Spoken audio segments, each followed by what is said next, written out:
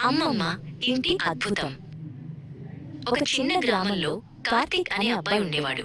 కార్తీక్కి వాళ్ళ అమ్మమ్మ అంటే చాలా ఇష్టం. కానీ ఆమె ఇంట్లో రాత్రి పడుకోవాలంటే మాత్రం చాలా భయం. అమ్మా, నేను నీ పక్కనే పడుకుంటాను, అమ్మమ్మ ఇంటికి వెళ్ళను అని కార్తీక్ మారం చేశాడు. అమ్మ కార్తీక్ దగ్గరకు వచ్చి ఒక మెరిసే నీలిరంగు దారాన్ని తీసింది. కార్తీక్, ఇది ఒక మంత్రపు దారం.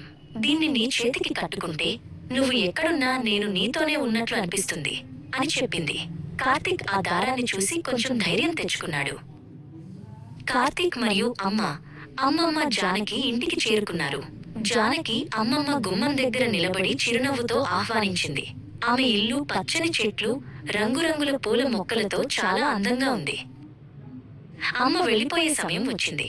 జాగ్రత్త నాన్న, రేపు పొద్దున్నే వస్తాను అని అమ్మ చెప్పింది. కార్తీక్ కళ్ళలో నీళ్లు తిరిగాయి.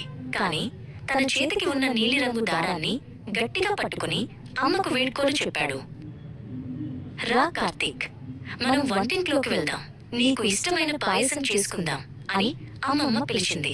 కార్తీక్ అమ్మమ్మతో కలిసి వంటింట్లోకి వెళ్ళాడు. పాలు, బెల్లం వాసన ఇల్లంతా నిండిపోయింది. సాయంత్రం అయ్యింది. ఆకాశం ఎర్రగా మారుతోంది. కార్తీక్ కిటికీ దగ్గర నిలబడి తన చేతికి ఉన్న దారాన్ని చూసుకున్నాడు. అమ్మ ఇప్పుడు ఏం చేస్తూ ఉంటుందో అని అనుకున్నాడు.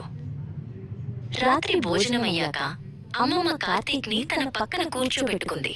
ఒక పాత కథల పుస్తకం తీసి అందులో ఉన్న ధైర్యవంతుడైన ఒక చిన్న రాజు కథను చెప్పడం మొదలుపెట్టింది. నిద్రపోయే సమయం వచ్చింది.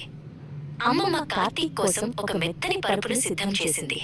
ఆ గది మల్లెపూల వాసనతో హాయిగా ఉంది. కార్తీక్ మెల్లగా కళ్ళు మూసుకున్నాడు. తెల్లారింది. పక్షుల కిలకిలా రావాలతో కార్తీక్ మేల్కొన్నాడు. అమ్మమ్మ అప్పటికే లేచి వేడివేడి దోశలు వేస్తోంది. కార్తీక్కి ఈ రాత్రి ఎంతో తొందరగా గడిచిపోయినట్లు అనిపించింది. కొద్దిసేపటికే అమ్మ వచ్చింది. కార్తీక్ పరిగెత్తుకుంటూ వెళ్లి అమ్మను హత్తుకున్నాడు. అమ్మా, అమ్మమ్మ ఇల్లు చాలా బాగుంది, ఆ మంత్రపు దారం నిజంగా పనిచేసింది అని సంతోషంగా చెప్పాడు.